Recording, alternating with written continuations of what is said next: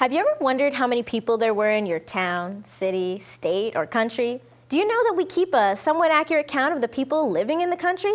That's right, that 10-question form online, those people knocking door to door, that's the census checking in to collect data about who is living in the United States. So if you've ever wondered, do we need more bus service here? Have more people moved to this area? These questions and more can be answered by the census taken every 10 years. Did you know that being a census taker can be one of the most dangerous jobs in America? In 2010, during the month of May, more than 113 census takers were the victims of assaults or attacks. Workers knocking on doors to collect information faced 29 threats involving a gun, 4 robberies, and 3 instances of being held against their will or carjacked. You would think that just trying to collect information about people for the betterment of our country wouldn't be so dangerous, right? Wrong.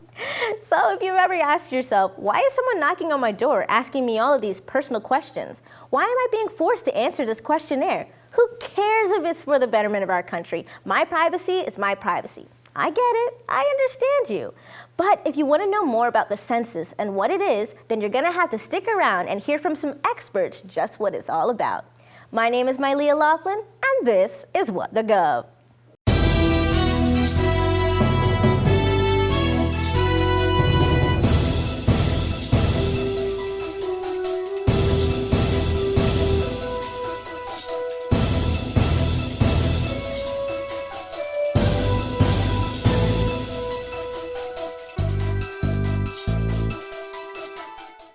The Constitution doesn't say anything specifically about the census, so we're going to revisit an amendment from one of our earlier episodes and dive back into the 14th Amendment.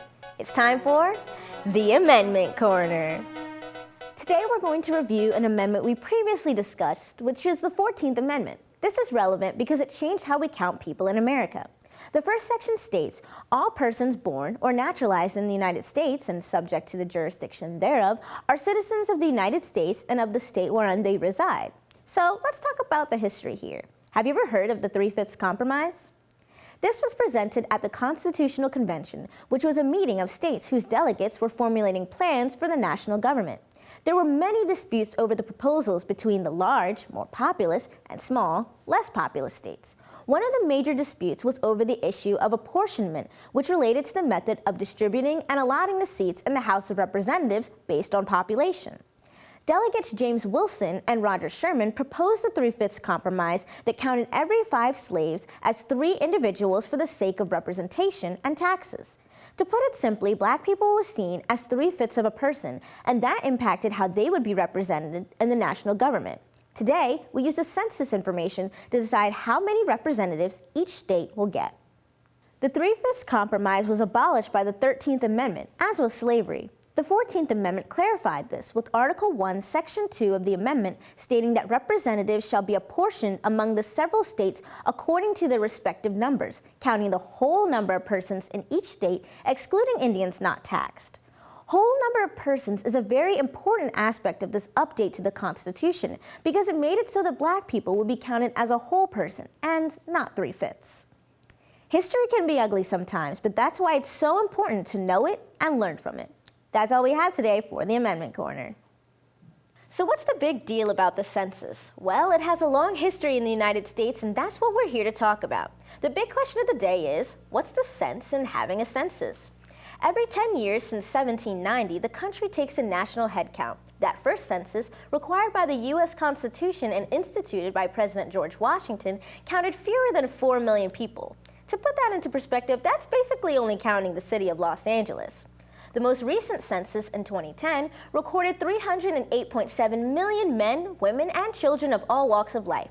The process of taking the census has changed from house-to-house census takers to online questionnaires, but the mission remains the same, to paint an accurate picture of the changing face of America.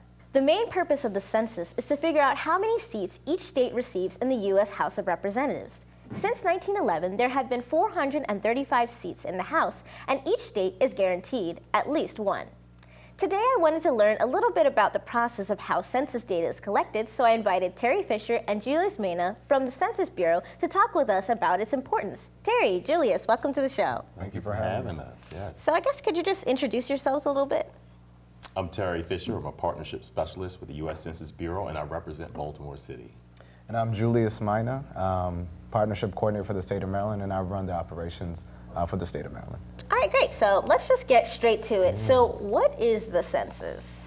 Well, the census is a constitutionally mandated count of our nation's people and households. It's done once every 10 years, and it is the largest peacetime initiative conducted on domestic soil. So it's a big deal. All right, yeah. So why is it so important?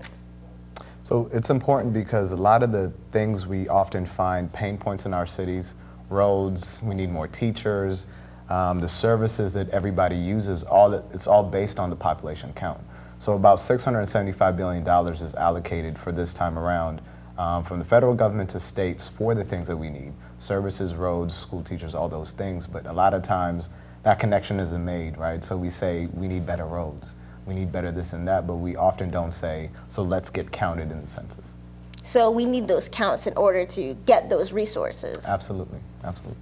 All right, so I've heard that it can often be dangerous for census workers. Why is that? So that's an interesting point. So in 2010, we did the traditional way of getting the census. People knocked on doors, right? What we noticed is the hiring wasn't always specific to the communities. So oftentimes you'd see an enumerator who was not from the community, and they would knock on a door. And I know for myself, even if I know you, I might not open the door, right? Mm-hmm. So imagine people who people don't know knocking on doors saying, hey, I need your information on the government, right? Mm-hmm. So, but what we've done since 2010, we've done a couple of things to help make it less dangerous for our workers. Mm-hmm. We're doing a better job recruiting from the community. Mm-hmm. Terry Fisher is a great example. He lives in Baltimore City, grew up in Baltimore City, and he's working in Baltimore City. Right. So to answer your question, we're trying to make it easier for people to respond and also build that trust that we're still fighting to get in this climate. So people would be able to be more willing to answer, since it's like, hey, that's my neighbor who's asking me these questions rather than just a random stranger. Absolutely. All right, great. So what benefits can we see from a more correct or accurate census? Well, the census data is actually used from everything from healthcare programs, roadways, transportation, and transportation planning over a 10-year period. So if people get counted, if we get 100% count in the state of Maryland, we can see the infrastructure of our communities become better. We can see social services programs get the sustainable funding that they require to provide services to the people who need them the most. And I think he hits on a great point. So infrastructure is something everybody talks about, right?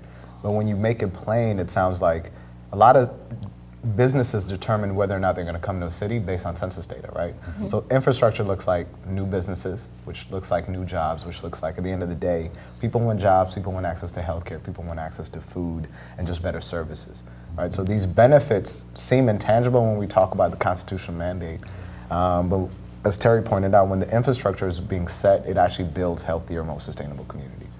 So when a business sees, hey, this community is getting bigger, they might be more interested in investing in that area. Absolutely. Absolutely. And it's a way to stimulate our economy as well in our communities. You know, people need jobs.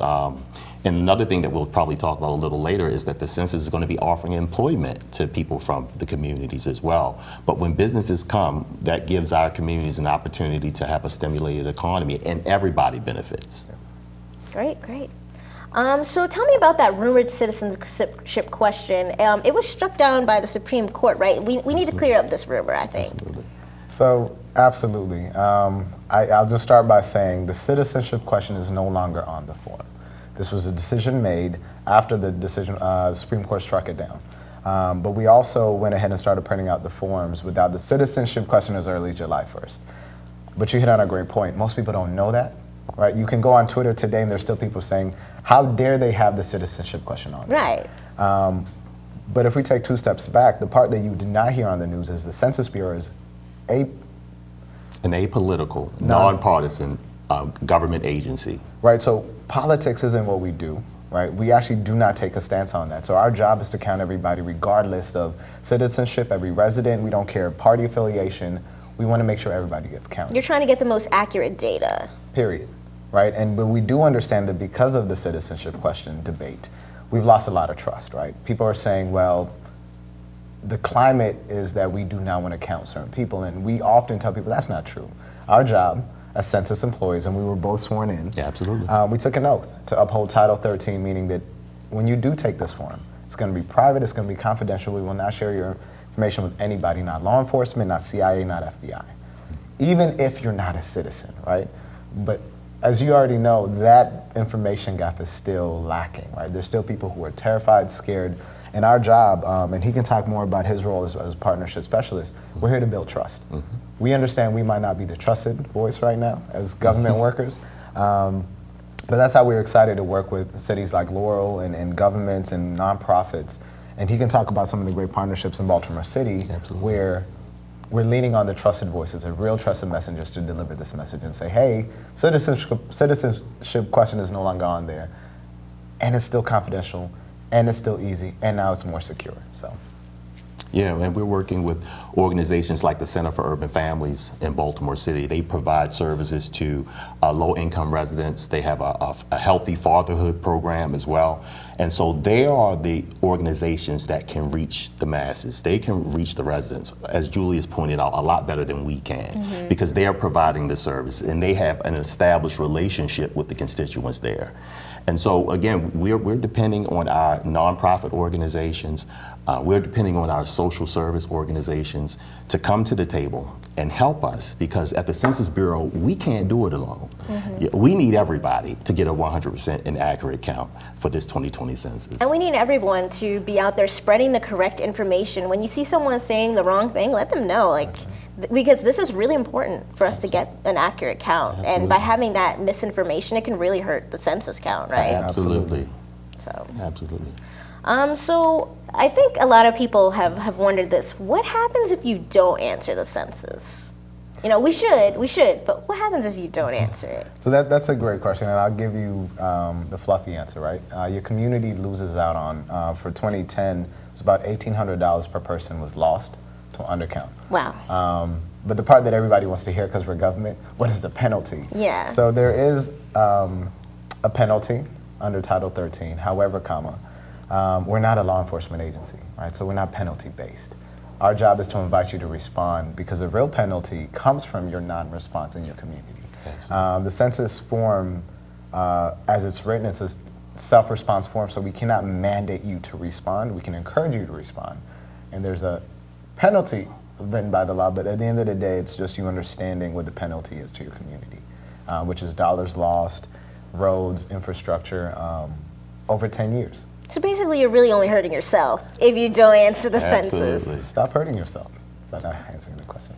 Yeah. All right, so how do we fill out our census? Phone, online?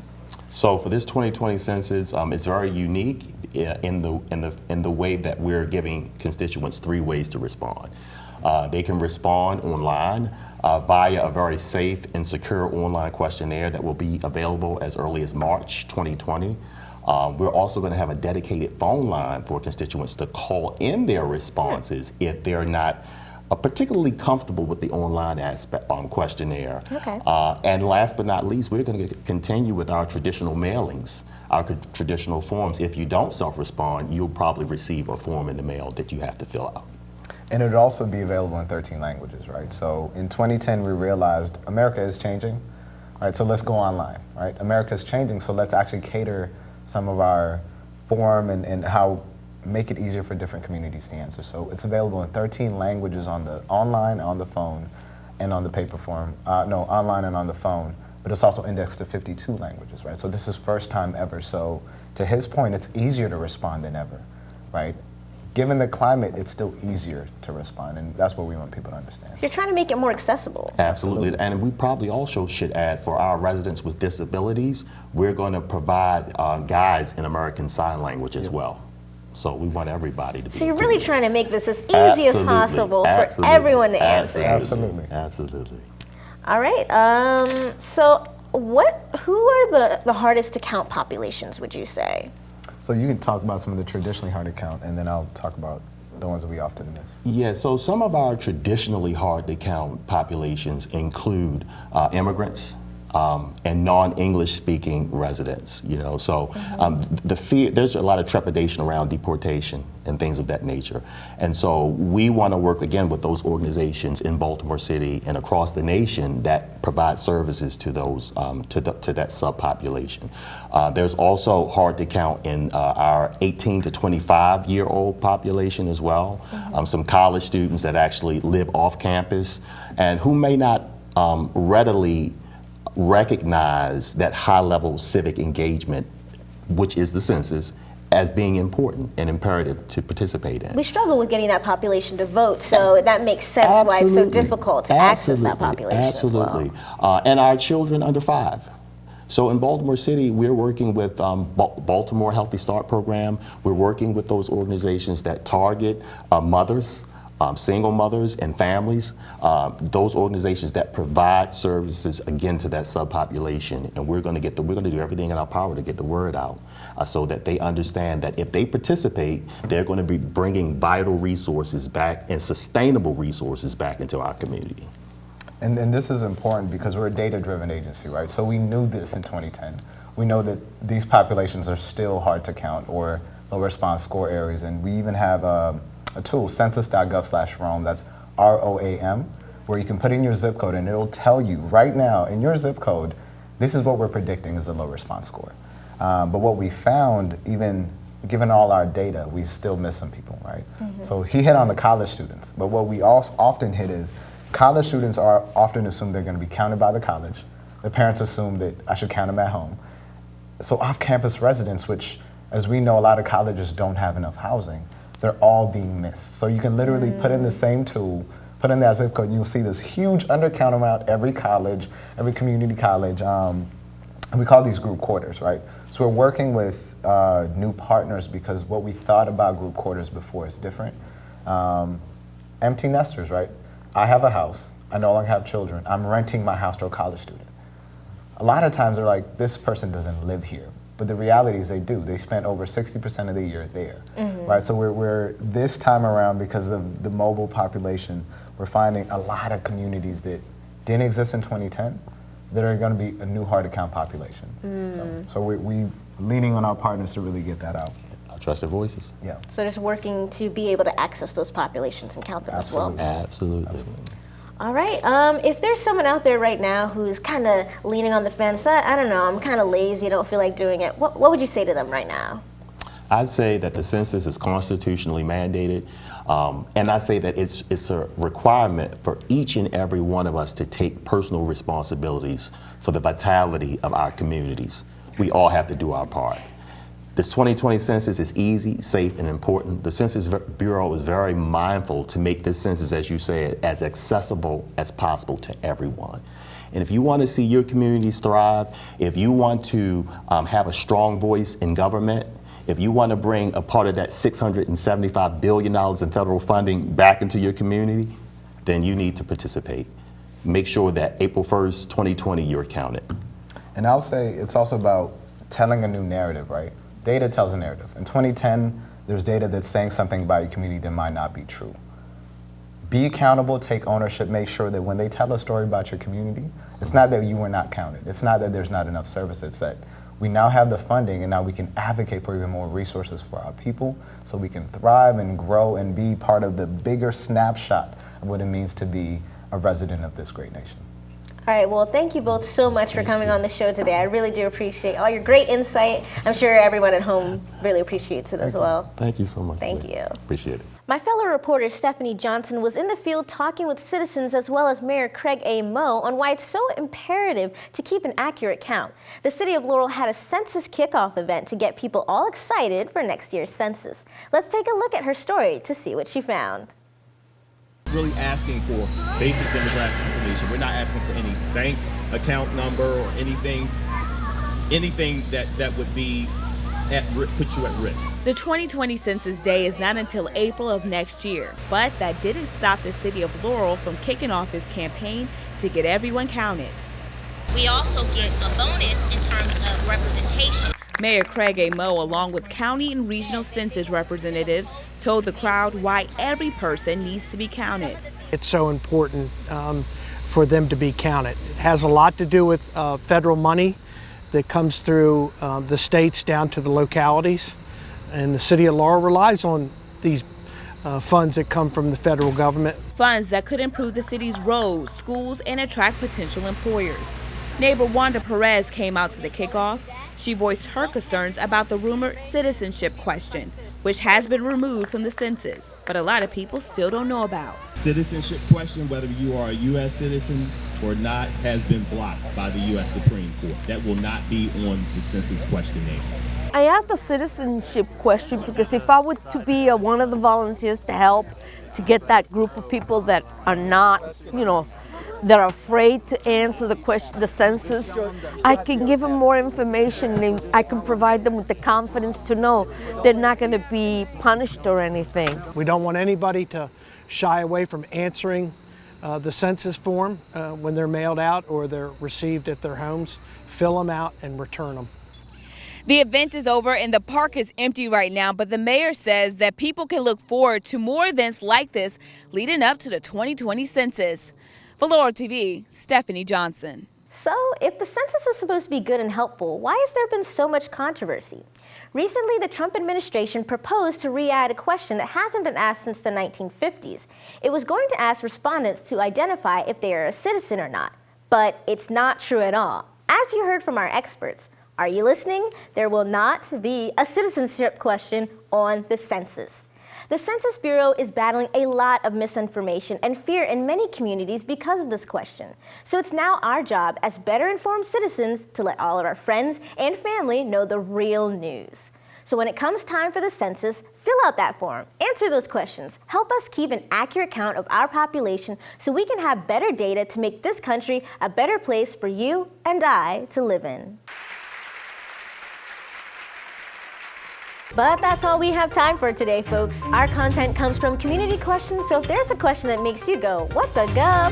Then send me your email with your name and question at socialmedia@laurel.md.us. Or if you're watching us on YouTube, be sure to leave us a like, subscribe to Laurel TV, and leave a comment with your question below. Here's to a future where we all know a little more than we did the day before. Take